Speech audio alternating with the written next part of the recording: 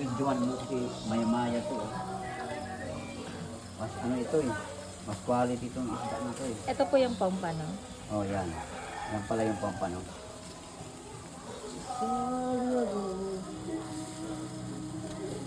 Naman lang nakantahan yung video ko na yan.